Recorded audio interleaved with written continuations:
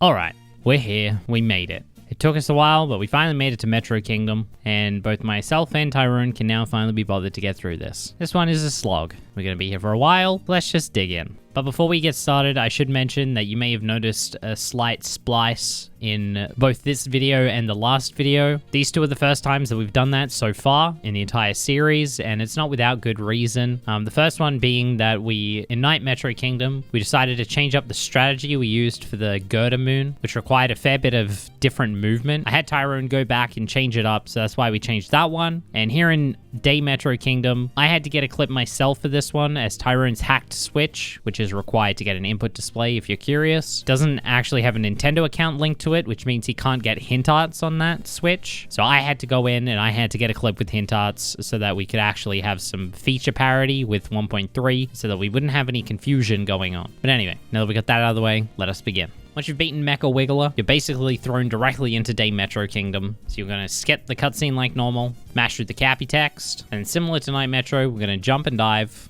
then jump and dive again, and begin roll boosting. Set ourselves up in this corner here on the floor, then jump up in the air and throw Cappy behind us towards the pylon. Then we're going to hold the cap throw button so the Cappy stays out. We're going to run inside the girder, and we're going to grab the moon. Then you can shake the controller and you should instantly capture the pylon and warp to it. Then once you're out of there, you can dive out of it and begin rolling directly ahead and then capture this guy here so we can take control of the RC cart. And now this can be a little bit tricky, but if you learn the proper movement, you can basically nail it every single time. So the way to do this is to hold up on the left analog stick and left on the right analog stick until you crash into this corner here.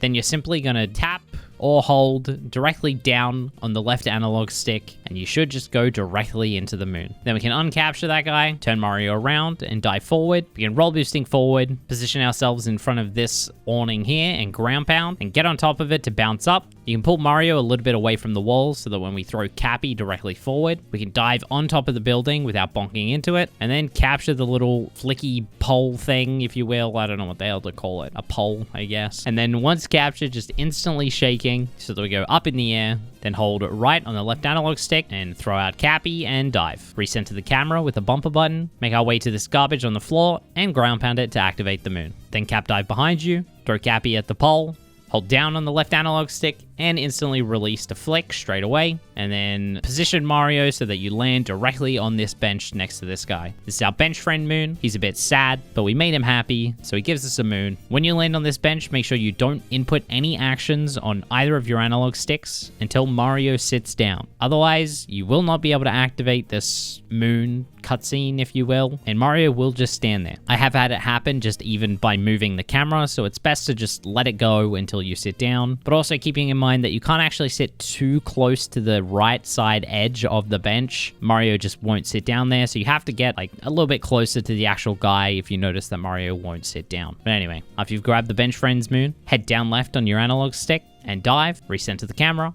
and then throw Cappy at this pole, pull back and release to flick forward, turn around the corner, and then as you jump up into this box, throw Cappy at the top left one, and you should instantly break it in one hit. This is optimal, by the way. You'll notice that the top left and the bottom right boxes are actually already slightly damaged versus the other two. So this means that one cap throw will break them instantly, whereas the others might require more cap throws. But then you can roll off of that box that you should be landing on, roll boost 4 times, and then roll cancel towards the left to turn the corner, and then simply roll into the girder moon.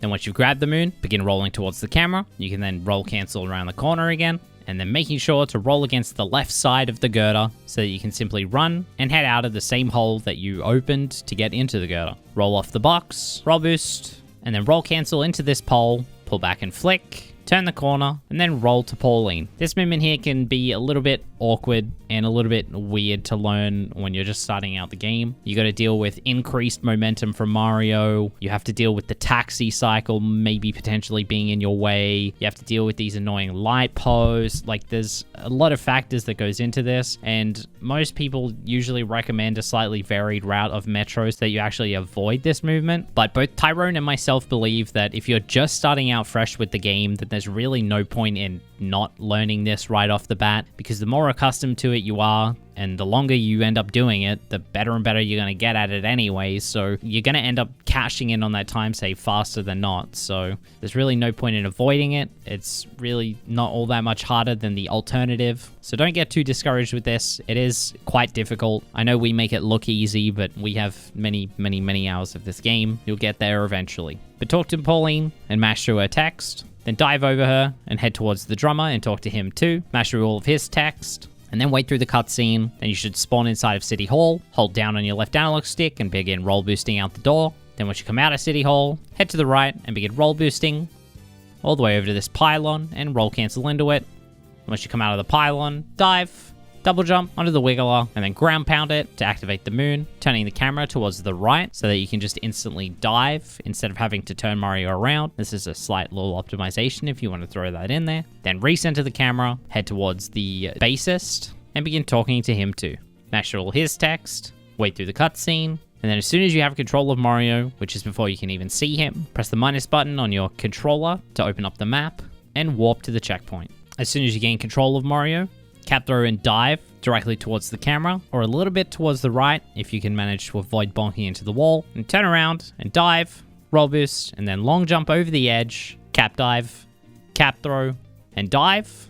And then as soon as you dive, shake your controller to home Cappy into the chest so that it unlocks the moon. Chest, dumpster, you know what I'm talking about. This dumpster is another example of making sure that you shake after you've already dived, because if Cappy tries to interact with this dumpster at the same time that you dive, you will get a dropped input and you will just fall down. So remember what we went over in Night Metro Kingdom. That applies right here. If you bonk onto the dumpster here, that's fine. You don't lose all that much time by doing so. But then once you get up, jump directly into the moon. Then once grabbed, turn the camera around, aim up for the moon and dive onto it. Then hold forward and cap dive and dive, and throw Cappy out the pylon. As we go up the wire here, we're going to hold down on our right analog stick so that the camera begins tilting down, sort of like a bird's eye view. This is important for just a little bit later. We'll go over it in just a second. But for now, as soon as you land on the floor, coming out of the wire, backflip and dive.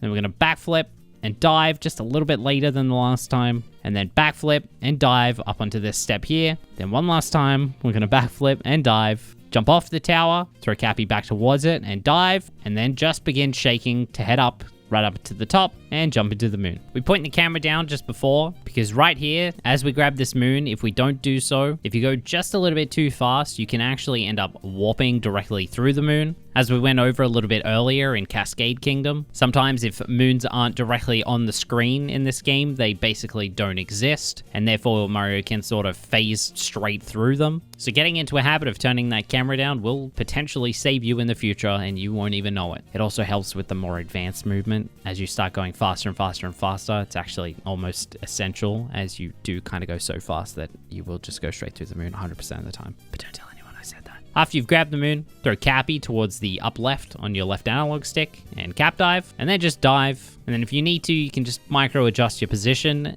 as you're falling through the air, but you should be able to pretty much just land directly on the front side of the moon. Then once you've grabbed it, I like to hold down right on my left analog stick for just a little second before ground pounding, so that you ground pound on this rim here of the circle in the pool. That should activate the hint art. Then you can jump up, cap throw towards the left and dive, to then get a Cappy return jump to jump over the fence. Then as you're falling, wait until Mario's shadow appears on the floor below, then line Mario up, sort of at a cross section between the edge of this bush here and this cafe NPC here. And then just ground pound. You should activate the moon and just jump into it and grab it. Then after you've grabbed it, just head towards the left, jump over the railing, curve around the corner of the building, cap throw towards the door and dive. This is essential, as if you don't do something to cancel your falling momentum, you will just get a stun animation as you hit the floor. And then just walking into this room. As soon as you enter this room, throw out Cappy towards the switch before shaking. But then while you're doing that, you can begin walking forward, and then you can start roll boosting. Roll boost against this right wall. It'll enable you to continue roll boosting without bouncing or running into any NPCs. Then just before you end up at their spawning location, you can stop roll boosting and let go of the roll button as well. So the Mario just begins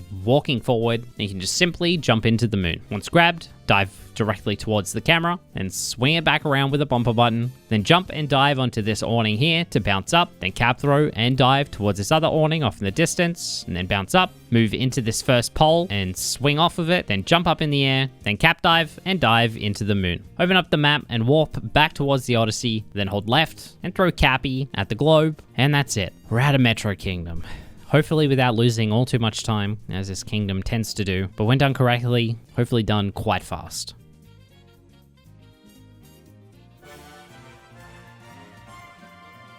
Alright, so the improvement section for today's video is going to be a little bit different in the sense that some of these clips are going to be a bit longer than you would usually expect, and that's kind of because Metro Kingdom isn't really a kingdom where you can make little improvements in individual segments of the kingdom. For the most part, it really comes down to just overall movement improvements in giant chunks of movement. So we have 3 relatively larger clips here and 2 smaller ones. I'm going to let them play out completely before we go into them, as they are obviously a bit more in depth than normal. So I'll see you after this first clip.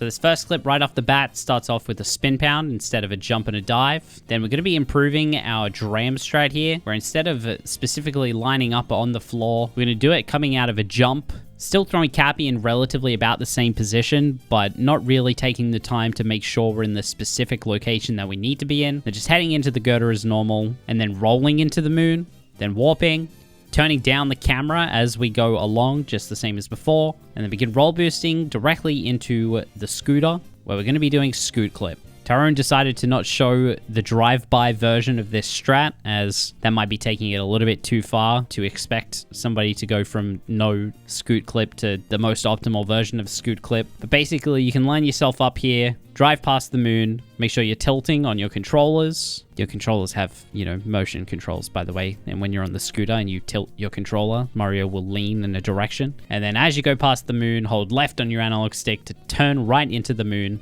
and grab it. Then continuing along with the scooter, jump up in the air as you're in front of the awning, jump off the scooter, throw Cappy towards the left and get on top of the awning. Then at the peak of Mario's jump, you can throw Cappy towards the pylon, then shake and dive towards it. Then once you're in the air, throw Cappy towards the right and dive to get a Cappy return jump. Then dive towards the trash, buffer a spin pound, ground pound to activate the moon. This is where it can be a little bit difficult because you're going to turn the camera, throw out Cappy towards the pylon, turn back around, and then grab the moon all at the same time. Then shake to home in on the pylon, pole. God, you can tell I recorded this on a different day. Then flicking towards bench friends, grabbing the bench friends moon. Then once you come out of that, you're going to head directly down left, spin throw to capture the pole. Head over towards the girder moon, same as before, and grabbing it just like before. All up, this saves about 9 seconds, so it is a huge chunk of time. A lot of these things cascade on top of each other to, end up at that large chunk of time save. If you'd like to learn about these things a bit more in depth individually, I do recommend checking out my Improve Your Day Metro Kingdom video. That'll go in depth for basically everything and it'll help you out. There's no point in me really overly repeating myself here, as the improvement section isn't the main part of these videos. It's just kind of a nice little extra. But anyway.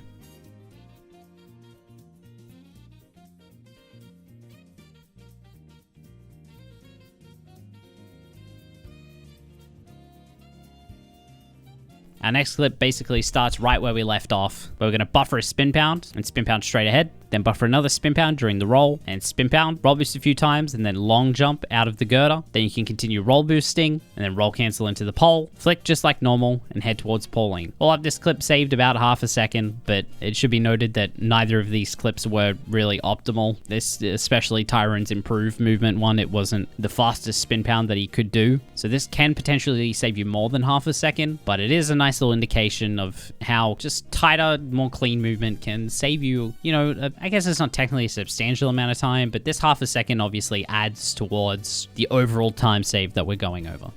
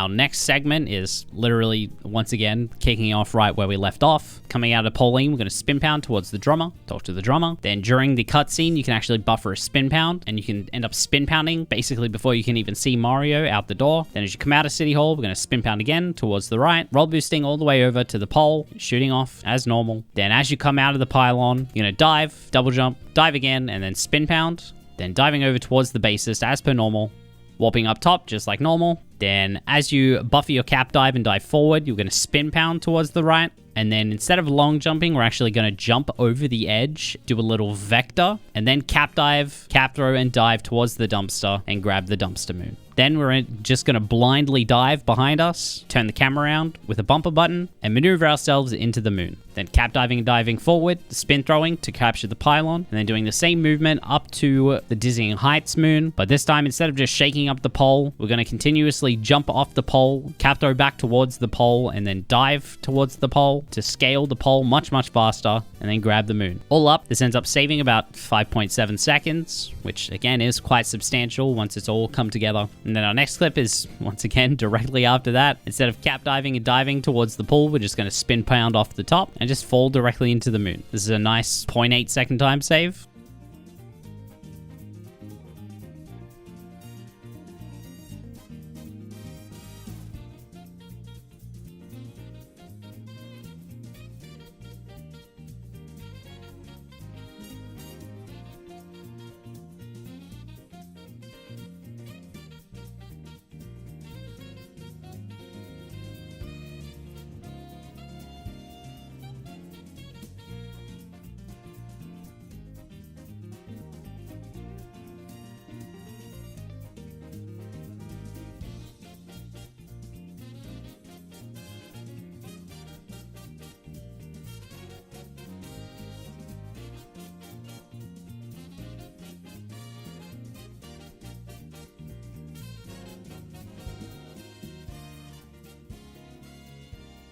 And then last but not least, once again, kicking off right where we left off, we can do our movement as normal. But as you're heading over the edge, you can actually, with practice, end up learning where you need to be as you're falling through the air to just instantly ground pound instead of having to wait for Mario's shadow. If you guys didn't know, Mario actually falls through the air faster with a ground pound than he does just falling.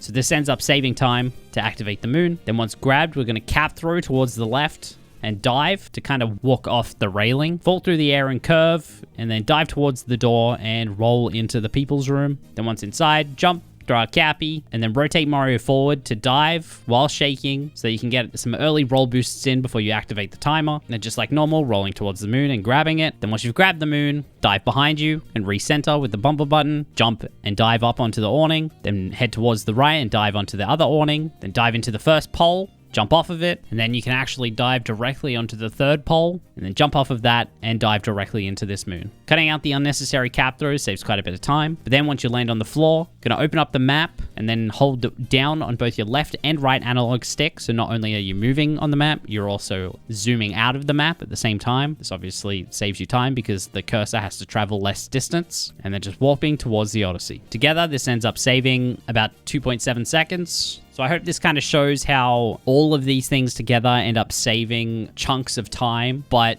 on their own probably wouldn't save a substantial amount of time like by themselves, if that makes sense. So while you could slowly add tiny bits or tiny improvements into your runs, it's really the overall movement of Metro Kingdom that's really going to save you time. As you may have noticed, we basically just went through the entirety of Metro Kingdom here in the improved section. It really does matter that much. This kingdom is highly technical when it comes to movement. It's probably the most challenging kingdom just based off movement so far, as it is really just back-to-back consistently fast. But don't let it sway you. Get that practice in, go fast, and you'll get there in the end. But that's all for today's video. I hope this helped. Thank you guys so much for watching. Make sure you check out Tyron's channel. His links are down in the description, as well as anything else I decided to chuck down there to help you out on your Mario Odyssey speedrunning adventures. I'll see you guys in Snow Kingdom.